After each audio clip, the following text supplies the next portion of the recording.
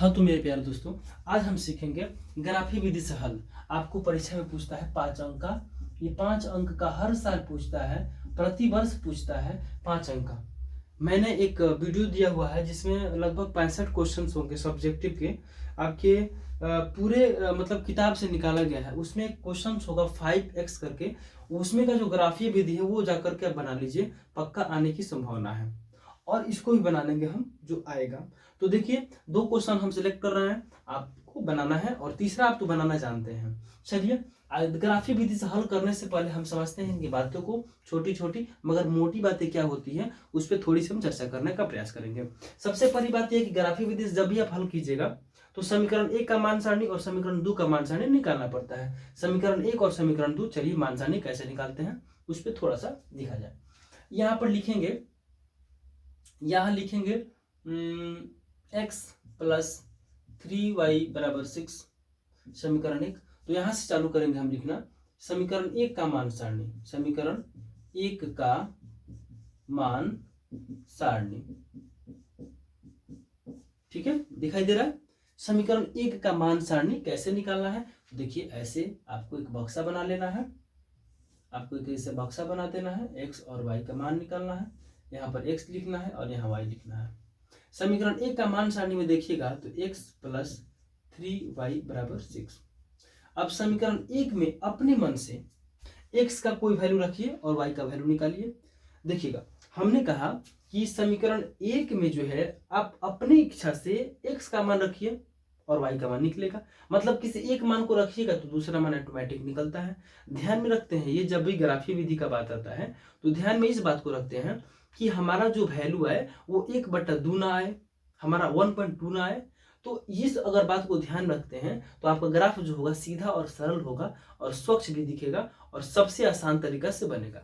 अगर आप बट्टा में लेकर आते हो, अगर दशमलव में आता है तो थोड़ा सा तकलीफ परेशानी होता है खींचने में, लेकिन कोई तकलीफ नहीं होगा जब उसका उत्तर वही होगा। तो मेरे कहने का मतलब है, कोशिश कीजिएगा कि 2-4 माने जो है बट्टा में ना आए और दशमलव में ना आए। ठीक है, चलिए देखते हैं। अगर हम अपने मन से सोचेंगे, सर अपने मन से सोचना है, अगर हम x का वैल्यू क्या लें, x का मान क्या लें कि y का मान क्या आएगा, मने मने जैसे बोलते हैं ना। अगर हम यहाँ पर अगर हम 3 ले लेते हैं, y का वैल्यू जो है अगर 0 लेते हैं तो x का वैल्यू जो हो कितना आ जाएगा, x का वैल्यू जो आएगा 6 आ जाएगा। ठीक है, तो हम यहाँ लिख सकते हैं ये y बराबर, यहाँ लिखिएगा कि y बराबर 0 लेने पर, अगर लिख लीजिए कि y बराबर 0 रखने पर किसमें, समीकरण 1 में अगर y बराबर 0 रख देते हैं, y का वैल्यू कितना 0 रख देते हैं, तो देखो x प्लस 3y बराबर 6, मतलब x प्लस 3 इंटू 0 बराबर 6, मतलब x का जो वैल्यू आएगा वो 6 आएगा। x का वैल्यू कितना आएगा, 6 आएगा। मतलब मेरे प्यारे बच्चों, मैंने ये कहा कि x का मान चाहे y का मान अपने मन से एक ले लीजिए और दूसरा जो है निकाल लीजिए। पुनः समीकरण 1 में लिखिएगा, पुनः क्या करेंगे, इसके बाद से जो निकालेंगे पुनः क्या करेंगे, एक बार x का मान रख दिया, y का मान कुछ भी रखिए। जैसे अगर हम यहाँ पर 2 रख देते हैं, y का मान 2 रख देते हैं तो x का मान 0 हो जाएगा। तो हम लिखते हैं कि y का मान 2 रखने पर, बहुत लोग जो है ऐसे भी कर देते हैं, जैसे y का मान 2 रखने पर हम जो किया ना, तो वो लोग ऐसे कर देते हैं। मान लीजिए कि 2 है तो यहाँ पर 0 कर देंगे, तो x का वैल्यू y का वैल्यू, कोई दिक्कत नहीं है, आप ऐसे बनाइए। चलिए, अब y का मान 2 रखिए, अब देखो y का वैल्यू 2 रखिएगा तो देखिएगा समीकरण 1 क्या है, x प्लस 3y बराबर 6 है। तो x का वैल्यू समीकरण पुनः y का मान 2 रखने पर, तो y का मान 2 रखिएगा, 3 इंटू 2 बराबर 6, y का मान कितना रखाएगा, 2 रखाएगा। तो यहाँ से x का वैल्यू कितना आ जाएगा, 3 दूनी 6, मतलब इसका मतलब समझ रहे हैं, x बराबर 6 माइनस 0 नहीं 6 माइनस 6, यानी कि x बराबर कितना हो जाएगा, 0।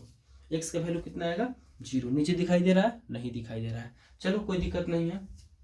यहाँ नहीं दिखाई दे रहा तो इसके आगे देख लेंगे हम, क्या दिक्कत है। x बराबर 6 माइनस 6, मतलब इसका आ गया 0, मतलब ये हो गया आपका 0। ये समीकरण 1 का मान सारणी आपका निकल गया, समीकरण 1 का मान सारणी निकल गया। उसी तरह से हम समीकरण 2 का मान सारणी निकालेंगे। अब यहाँ पर लिखेंगे समीकरण 2 का मान सारणी, क्या लिखेंगे, समीकरण 2 का मान सारणी।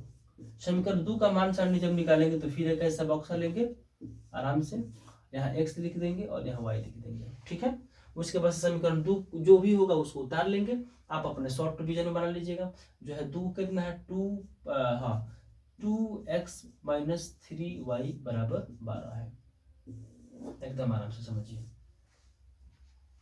ये जो है अब यहाँ पर क्या रखेंगे कि ये आएगा। अच्छा मान लीजिए अगर यहाँ पर हम 2 रख देते हैं, जब 2 रखिएगा तो 2 3 6 उधर चलाएगा तो हो जाएगा कितना 6, और इसका वैल्यू आराम से निकलेगा। अगर हम इसका वैल्यू y का वैल्यू 2 रखते हैं, y बराबर 2 रखने पर अगर y बराबर 2 रखते हैं तो क्या प्रभाव पड़ेगा 2x माइनस 3y बराबर 12, मतलब 3 दूना 6 उधर 18 हो जाएगा तो 9 तक, मतलब बहुत बड़ा हो रहा है तो इसको मान को नहीं रखेंगे। देखिएगा हमने कहा 3 दूना 6, ये जो है माइनस में उधर जाएगा तो प्लस, तो 12 6 18 मतलब 9 आएगा। मतलब ये भी बात ध्यान में रखना है कि ग्राफ हमारा बड़ा भी ना हो। अब 9 में जाइएगा तो 9 तक काउंट करना पड़ेगा, 1 से लेके 4 5 तक रह जाता है तो उसको भी मैंने ग्राफ में ये देखा जाता है, ठीक है, ये ग्राफ में देखा जाता है। ये 6 है तो हम 6 तक ही रखें, 6 तक नहीं रखें तो अच्छा लगेगा। अगर 9 तक जाते हैं तो ठीक है, लेकिन 9 तक खींचना पड़ेगा, उस मान को हम हटा देते हैं। अगर हम यहाँ पर भी यहाँ पर क्या ले लेते हैं, अगर हम y का वैल्यू माइनस में 2 ले लेते हैं तो कितना हो सकता है, या फिर 0 ले लेते हैं, क्या दिक्कत है। अगर हम 0 ले लेते हैं तो ये 6 आ जाएगा, मतलब अगर हम यहाँ पर y का वैल्यू 0 ले लेते हैं, तो कितना हो जाएगा 2x माइनस 3 इंटू 0 बराबर 12, यानी कि इसका वैल्यू हो जाएगा 2x बराबर 12, और कटेगा तो कितना हो जाएगा 6, x का वैल्यू आ गया 6, यानी कि ये होगा 6। लेकिन देख रहे हैं कि फिर वही कहानी, एक था राजा एक थी रानी, तो ये नहीं चलेगा, क्योंकि दोनों एक ही जैसा आ रहा है, ठीक है। 0,6 पहले में भी आया दूसरे में भी आया, तो कम से कम आप मान चेंज कर दें,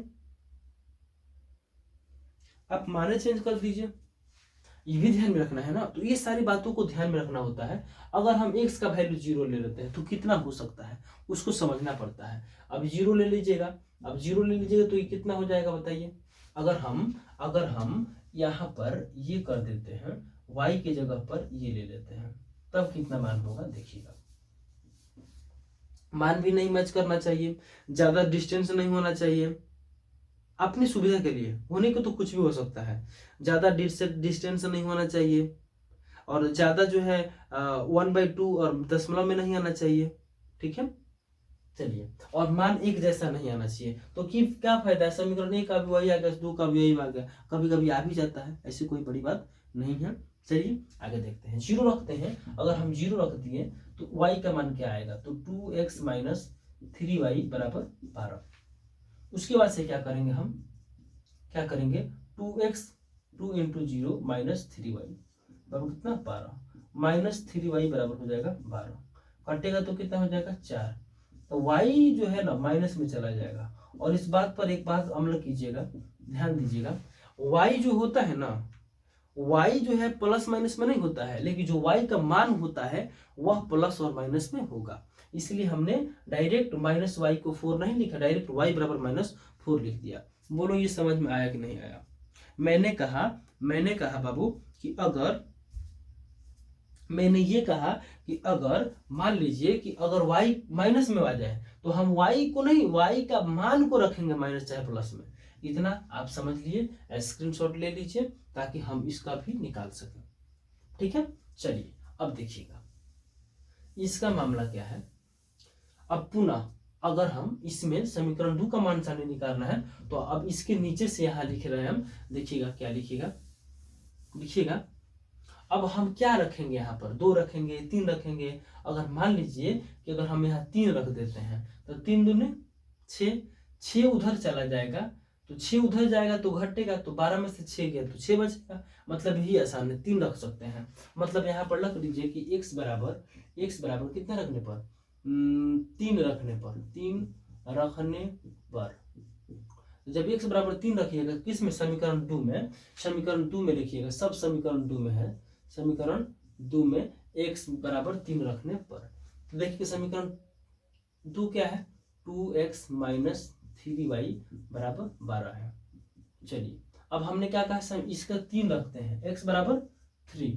तो देखिएगा x बराबर 3 रखिएगा तो ये हो जाएगा 2 इंटू 3 माइनस 3y बराबर 12। ये हो जाएगा माइनस 3y बराबर हो जाएगा 12 माइनस 6। अभी हो जाएगा 3y बराबर 6, कटेगा तो कितना हो जाएगा 2, माने माइनस वाई बराबर आया 2, माइनस वाई बराबर आया 2। तो हम आपसे बोले हैं कि माइनस वाई हो तो हम उसको उसके मान को ही माइनस में प्लस में कर सकते हैं। तो y का जो वैल्यू आएगा कितना आ गया, -2। अब आप हम आपको ग्राफीय विधि द्वारा ग्राफ खींचने का प्रयास करते हैं, देखिए कैसे होगा। ध्यान दीजिए, मान सारणी, समीकरण 1 का मान सारणी और समीकरण 2 का मान सारणी आपका जो ग्राफ पेपर होता है, आपका जो ग्राफ कॉपी होता है, आप उस पे बनाएंगे। देखिए हम आपको दिखाते हैं ग्राफ कॉपी।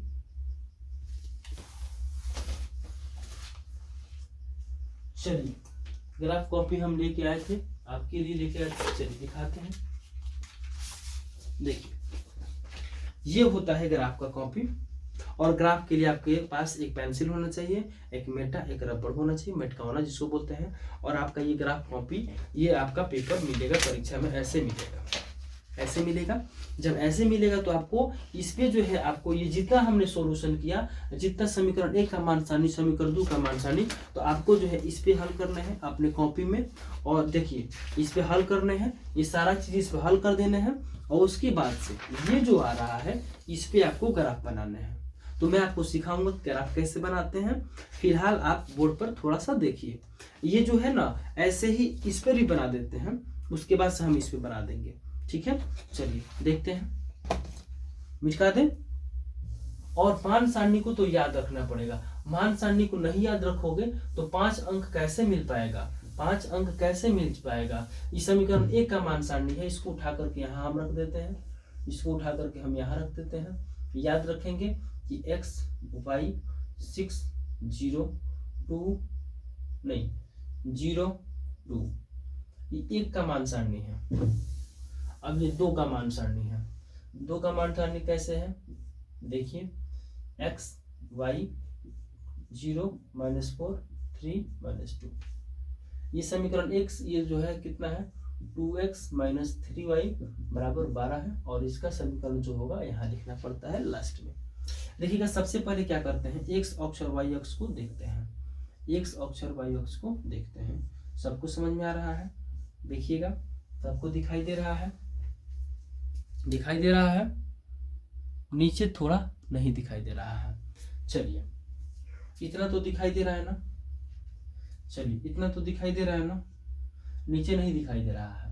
एक काम करते हैं, इसको इधर लिख लेते हैं, तब आपको दिखाई देगा। तो देखिए ना, सबसे पहले हम क्या करते हैं, सबसे पहले यहाँ पर 0 लेते हैं, यहाँ 1 2 3, मतलब यहाँ 1 होता है, 2 होता है और 3 होता है, ठीक है।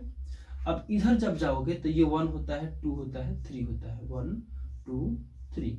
लेकिन हमको ग्राफ कैसे खींचना है, देखना ये है कि यहाँ पर 6 है, सबसे अधिक अंक देखने हैं, 6 देखना है, और 6 देखने के बाद सबसे अधिक 6 ही लेना होता है। मतलब ये दोनों मान सारणी को देखना है और हमको ग्राफ खींचना है। तो कहाँ तक खींचना है, तो देखो सबसे ज्यादा जो है 6 है, मतलब हमको कहीं ना कहीं जाना पड़ेगा, तो 6 के पास जाना पड़ेगा, उससे ऊपर नहीं जाना पड़ेगा। तो हम क्या करेंगे, 6 तक लेंगे। देखो इसको हम यहाँ लिखने का प्रयास करते हैं, 0 3 -4 -2, ये हमने लिख दिया, इसका ये ग्राफ है, ठीक है। अब इसको हमने मिटा दिया,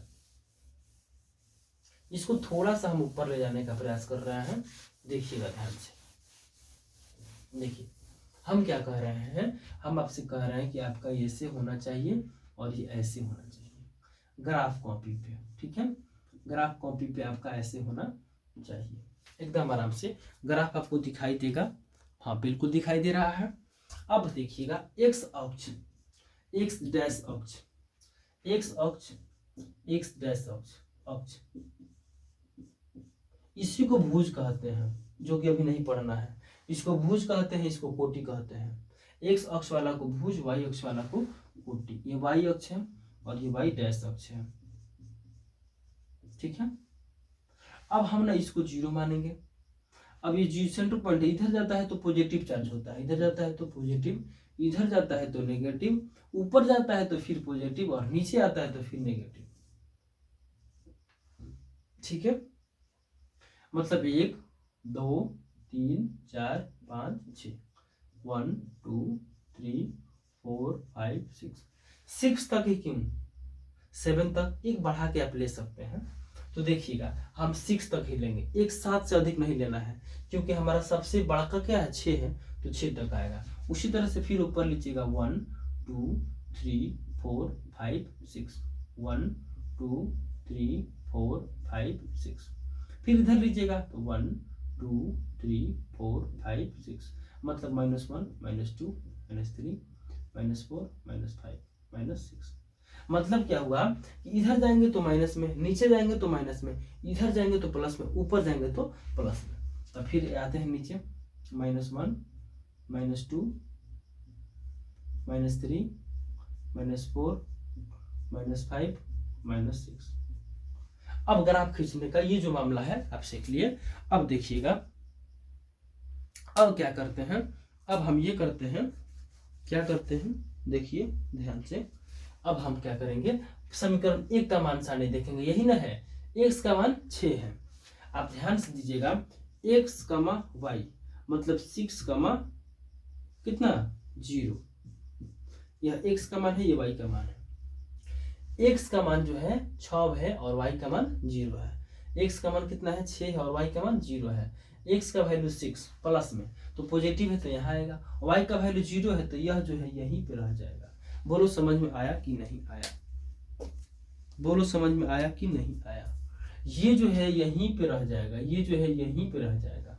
क्यों रह जाएगा, क्योंकि जो इसका जो निर्देशांक है वह x का मान 6 है और y का मान 0 है तो यही रह जाएगा।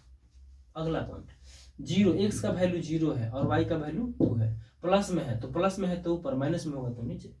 ठीक है, 2 है तो 2 यहाँ पे है और x का वैल्यू यहाँ है तो यही रह जाएगा। ठीक है, ऐसे दर्शाते हैं। आगे चलो, आगे चलते हैं। ये हो गया आपका एक का हो गया तो इसको खींच देते हैं। कैसे खींचते हैं, तो ऐसे खींचते हैं, देखिएगा आराम से देखते रहिए कैसे खींचते हैं। ओ माय गॉड, ऐसे खींचते हैं। स्केल से जब खींचोगे तो पूरा जो है सीधा होगा। कैसा होगा, स्केल से खींचोगे तो पूरा सीधा सीधी होगा, टेढ़ टूढ़ नहीं होता है बाबू, ये सीधा होता है, ये सीधे आएगा। स्केल से आप जब खींचोगे, हम खींच के भी दिखाएंगे आपको, ये सीधा होता है। अगर देखो x बराबर 0 है, y बराबर 4 है, माइनस में है ना तो माइनस y नीचे होता है, मतलब 4 यहाँ पर आएगा और x का मान यहाँ पर आएगा तो ये वैल्यू यहाँ पे आएगा। दूसरा है x का मान कितना है 3 है, तो x का मान प्लस में 3 है तो प्लस में है तो इधर आएगा, यहाँ पे आएगा। और y का मान जो है वो किसमें है, माइनस में 2, तो -2 कहाँ है, -2 कहाँ है, -2 यहाँ है। तो मतलब इसका जो मामला होगा वो यहाँ बनेगा, इसका जो मामला बनेगा यहाँ बनेगा, मतलब इसका जो निर्देशांक बनेगा x प्लस और ये माइनस। ठीक है, एकदम आराम से समझिए। अब ये जो यहाँ एक बिंदु बन रहा है, एक यहाँ बिंदु बन रहा है, एक यहाँ बिंदु बन रहा है, तो हम क्या करेंगे, इस तीनों बिंदु को मिलान करेंगे। क्या करेंगे, इन तीनों बिंदु को हम मिलान करेंगे। मतलब ये जो बिंदु है यह बिंदु के मिलान पर होगा, ये ऐसे होगा, ऐसे आपका डायग्राम खिंचाएगा।